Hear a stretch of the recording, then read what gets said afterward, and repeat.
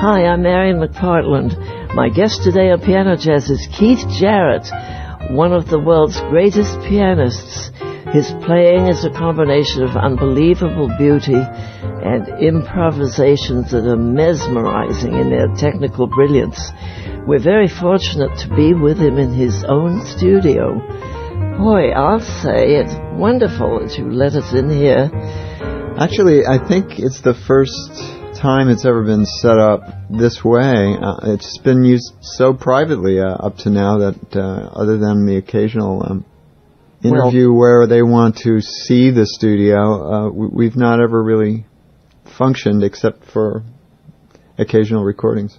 Well, then do you come in and do your own thing here when you feel like it? Yes, I practice here now every day, a couple times a day, and not too long ago when I was getting over chronic fatigue syndrome, luckily Melody at Night with You was possible only because I had this next to my house, and I came in here every day for about 20 minutes, and then I would be too tired because that disease is terribly devastating. So I had set up the mics, which are still standing to my right here, with the awareness that as lacking in energy as I was, there might come a time when I could barely manage to get the piano open and then play something, and the mics should already be there and everything else should be set up.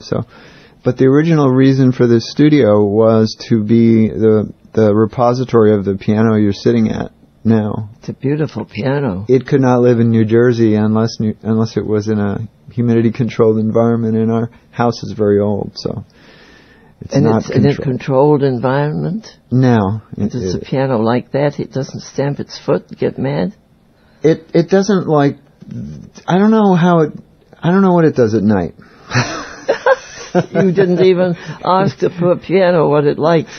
So many things I want to ask you. Of course, I'm so thankful that you gave me tickets to the Carnegie Hall concert. The thing was so absorbing, and to hear somebody play with such vigor and strength and such beauty, and you did truthfully come out and improvise all that. Yes, yeah. There was no preparation. Well, was there preparation in the way of, like, did you think of any ideas, or I'm going to start with something up-tempo as opposed to a ballad? No, not at all. Not as far as subject matter is concerned. In fact, usually if I have an idea, it locks me in its little room and keeps me there if I don't get rid of it before I put my hands on the keyboard. And so one reason that the beginning of the concert, recently concerts have suddenly begun to start as though I was in the middle of playing already, instead of gradually building something from soft or from, I don't know, germinating something slowly. It occurred to me just before I did the concerts that turned out to be the Radiance CD that that's not the way universes get built anyway. They get built by explosions very often. And then that causes things to... Then maybe something slow occurs. Are you going to play something? You're whetting my appetite with all this wonderful conversation. Well, I can play something. Yeah. You could play it. I mean... an improv or improvisation or a standard. I'll play something that's nothing until I play it. I'll just do something. Okay? Okay.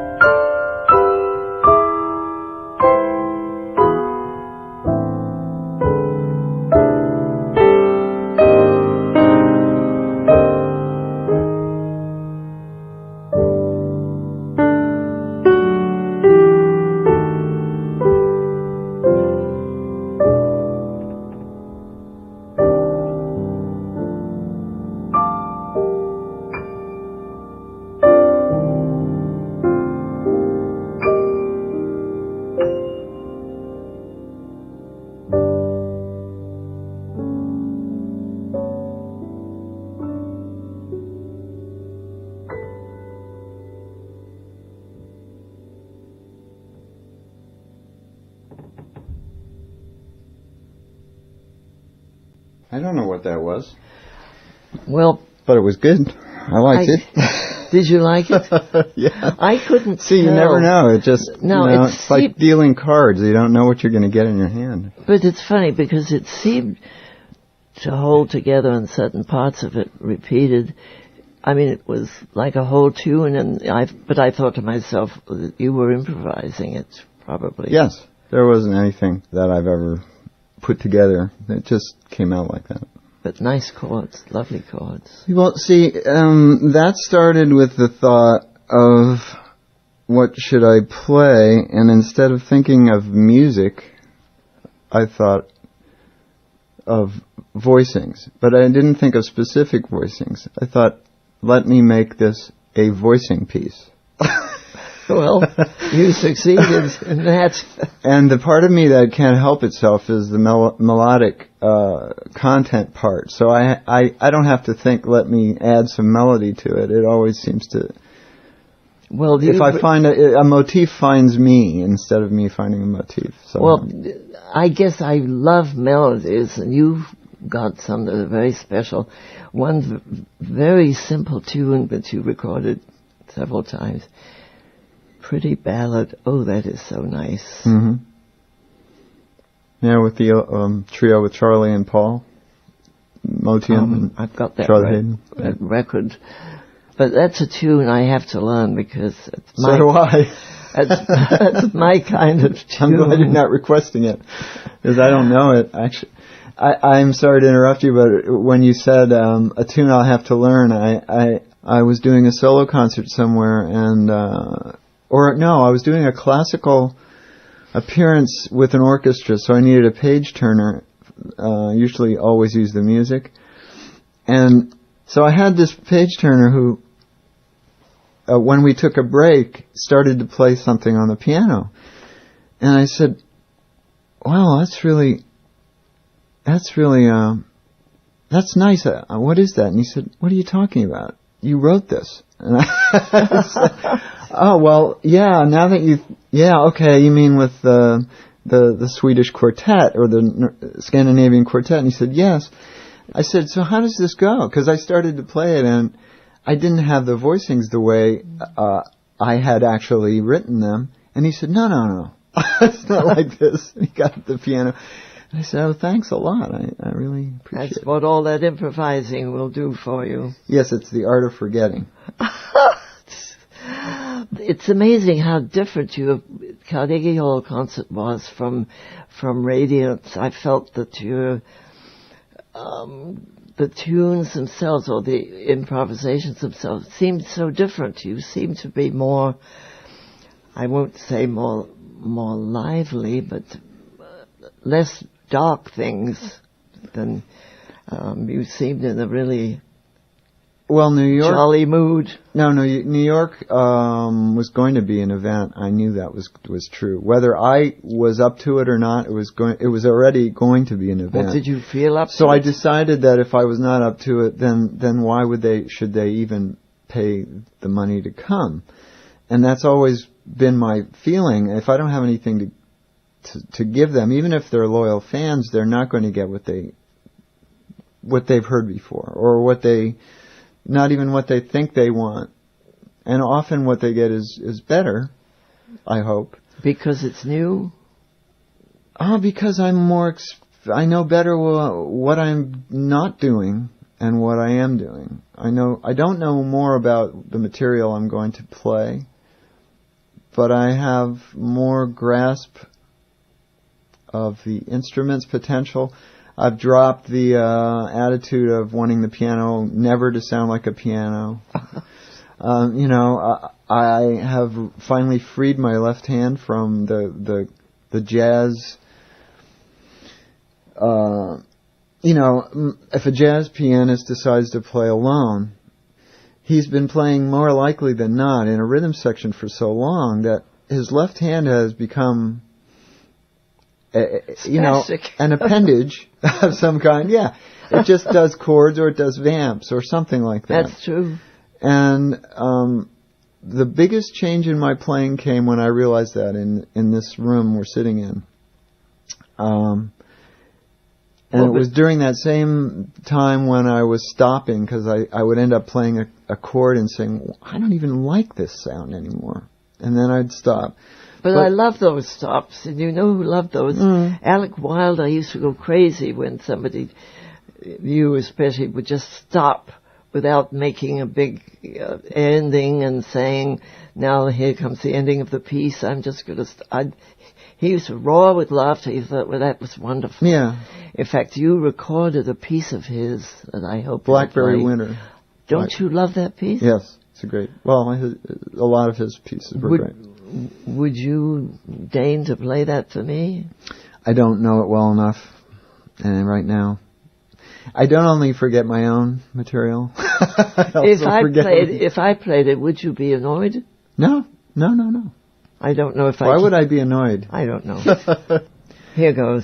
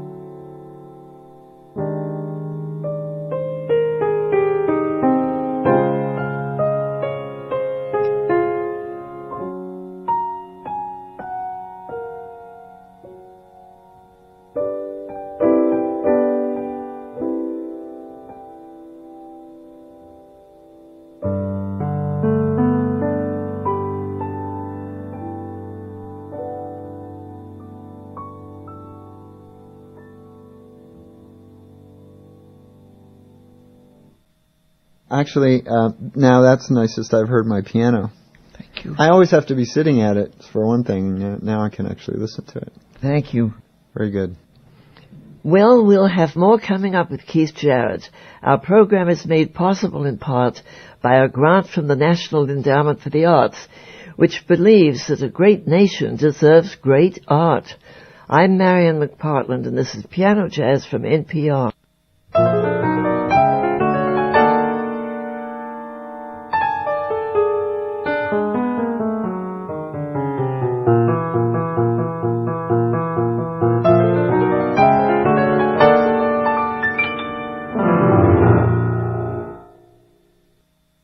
I read something with those standard albums, the bass player, Gary Peacock, he was kind of dumbfounded that you were going to do standards. Yes, that's true. But he surely knew all those tunes. Well, according to Gary, he just thought either I'm insane or I've got a wonderful idea. Well, because Gary had a wonderful idea. Well, back in that era, which would have been the early 80s, everybody was expected to do their own thing. And their own, right, of course. So, you get a record contract if you have material that is yours. And it was so passé to do standards that for me, I realized there was this wide open space that no one was occupying, that I thought anybody with as much experience as Gary and Jack DeJohnette could probably just use. And then we wouldn't have to say, this is our music, we're doing our thing, and there wouldn't be that possessiveness that comes from rehearsing. And what I wanted was us to just show up and play and have the playing, which anyway is what jazz is supposed to be about, like the actual involvement and the expression of each individual player. And when we did our first recording, you might remember God Bless the Child is on there. I remember a review saying that they liked the arrangements. And I remember looking at Gary and Jack and saying, do you remember us having any arrangements? You probably just got up there and played. I went to the piano and I played a G octave. Da-da-dum, da-dum, da-da-dum, da-dum. And that was it. And then I heard Jack start, then I heard Gary start, and there was the vamp that we played this song off of. I'll show you exactly how it went down. Show me.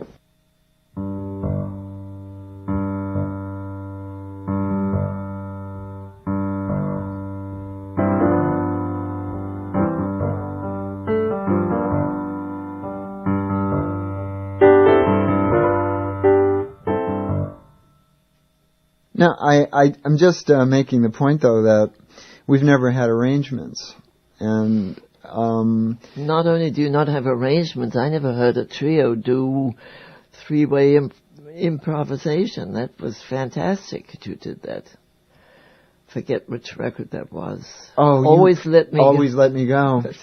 Do you know how that title do you like the title? Because it's perfect for free playing. I mean, I love it. I thought it was great. Well, do you want to hear the story behind that? Of course. I was backstage in Paris with the trio just before we played, and we always eat before. So we're eating backstage, and Manfred Acker was there, sitting across from me. He just came in with a friend of his. And he sat down and I said, Manfred, and he has a very, very sharp sense of humor, and he and I had always used to have great times breaking each other up. So I'm backstage in Paris and I'm saying to him, I don't have a title, but I have 80 or 90 things that I don't like. And he said, you remember this piece called Never Let Me Go? What about, and we love this version on the second volume of Standards. What about Always Let Me Go? And I was just having a drink of coffee and I spit it out on the table. It broke me up. I mean, it was the absolute perfect thing. Well, listen, can I play a little free music with you? Oh, sure. You want to play it with me? Yes, of course. So who starts? That's all I care about. I mean, who starts? That's an unknown quantity. Okay. All right. We'll ask who to start then. Okay.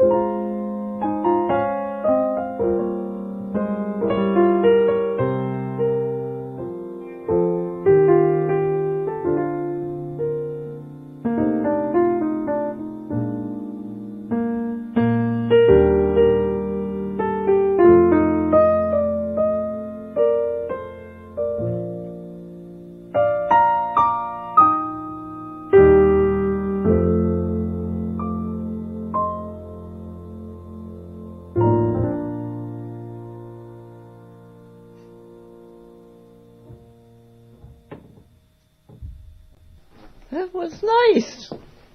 Good. It's great to have someone playing above what I'm playing. Usually the piano is, in a trio, the top frequency. So I don't have a singer, a soprano singing up there.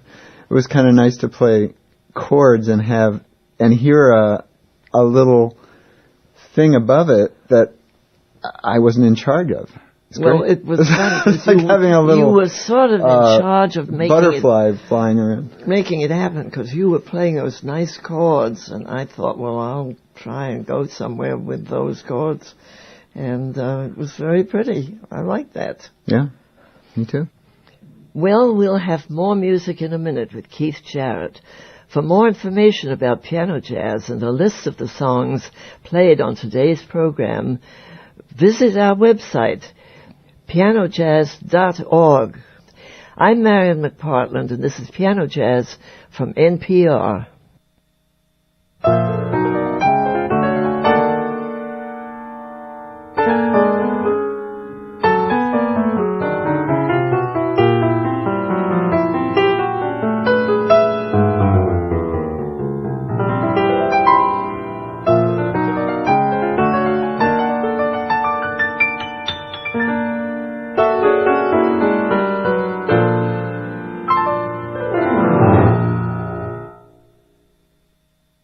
You are funny. I've never figured out, is all that little noise, is that kind of ecstasy, or what is that?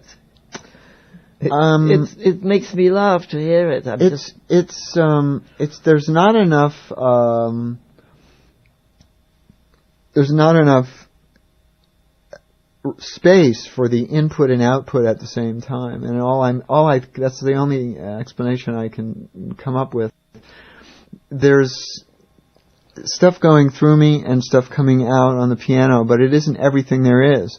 So some of it is only going on in my head, and I'm following both trains at the same time. But it's also ecstatic, because the perfect example is the first encore at the Carnegie Hall recording. The first encore is called an encore, but because it happened after the body of the concert, and I went off stage and came back and bowed a couple times, came back, and I sat at the piano, and I remember saying to myself something like, not in these words, but this was the feeling, it's not yet time to lower my resistance and just drop some encores onto everyone. It's time, there's still something to do. So it was, to me, the body of the concert was still going on. So it's a completely improvised piece, but there was such longing in one part of it that I could never get the sound I heard in my head out of a piano. And you hear me pause and you'll hear me make a sound. And that is one place I can precisely describe why that sound existed. It was when you reach for something and you go, oh. And you no kidding. You know you're not going to necessarily get there in all respects. I was doing everything I could on the keyboard, but there was even more than I could possibly have presented on piano. And that's usually the reason that the sound... I'm trying to think of what that was called. It's called The Good America. That's right. You did put a title on it, but that actually was an improvisation, yes. Wasn't it? It's funny, when you're doing all this, you're really not, I would say, not aware of the audience, are you? No, but here's something very important about the Carnegie Hall recording. I had such imminent, impeccable trust in the audience way before I even went there. I understand implicitly how to touch multicultural audience that is open to everything that's happening around them in a city like New York, because they don't make the same kind of demands that a culture that's more isolated or bordered makes. They're not brain heavy the way a European audience might be sometimes. They love what you do. It's sort of like, no matter what he does, we love him, and they're going to love all Yeah, so there's a passion. Every note that you play, they're going to love it. So there's a passion there, but there's not the tomato throwing kind of passion. No, you don't want that. No. Oh, God. Listen, I'm getting to where I want to do something. I'd like to try to do sort of a musical portrait of you. Could you go for that? Sure. I don't know what it'll be. That would be all right. Here goes. Give it a try.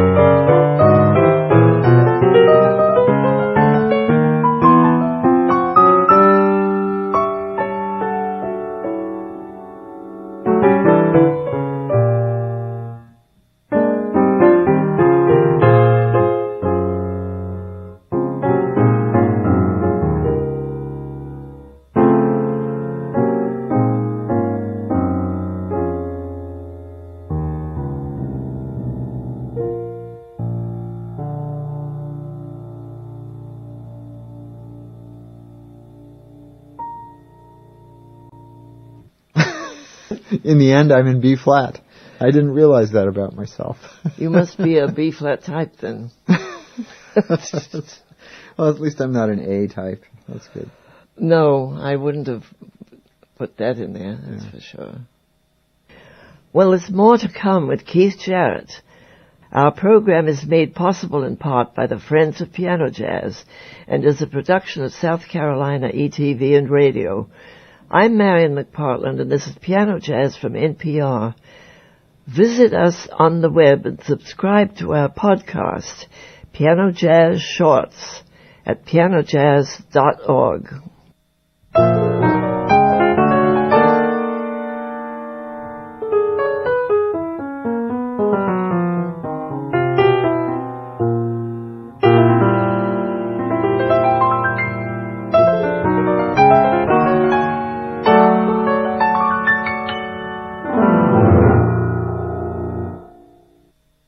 Well, why don't I play something else, too? I wish you would. It's a song called Country that I wrote for the Scandinavian Quartet. Oh, I'd love to hear that. Jan Garbark.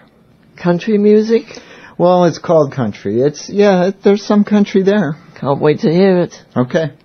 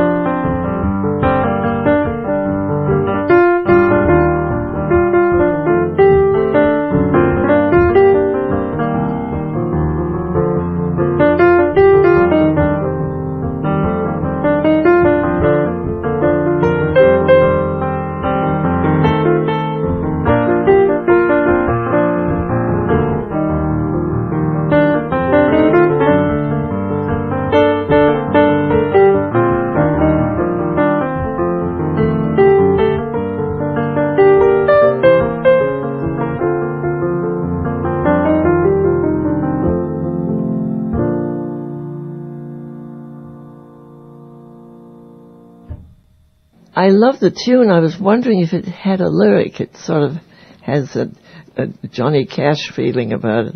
It is something that I've thought about, having a lyric for it, and I used to write lyrics to some of my things, but it doesn't have a lyric, but it's very hard to play alone. So I thought I'd challenge myself to this, because I'm supposed to be all the instruments at the same time. It's a little hard to be the guitar and the bass and Well, if you were challenging yourself, I think you did very well. I mean, I loved it, and you were playing a lot of runs, and I'm very envious because I don't have those kind of chops anymore, if I ever did. Well, thanks.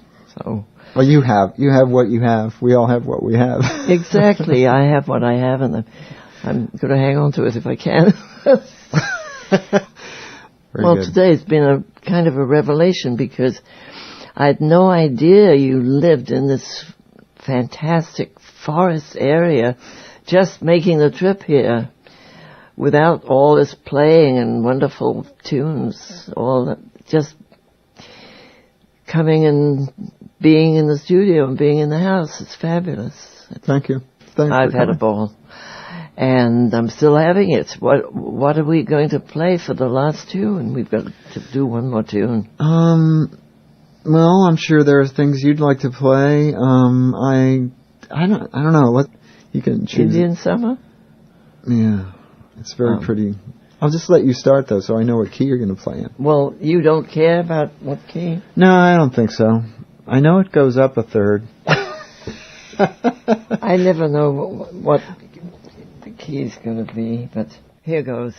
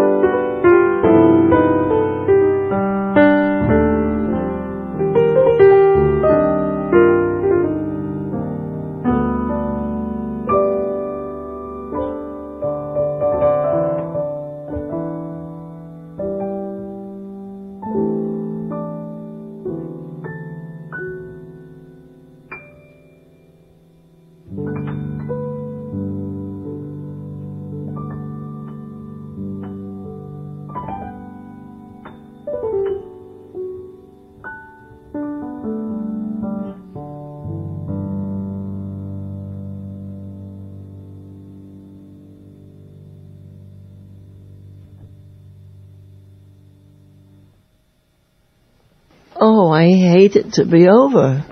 I've had a wonderful time with you. That was a lot of fun. You've been listening to Piano Jazz with host Marian McPartland.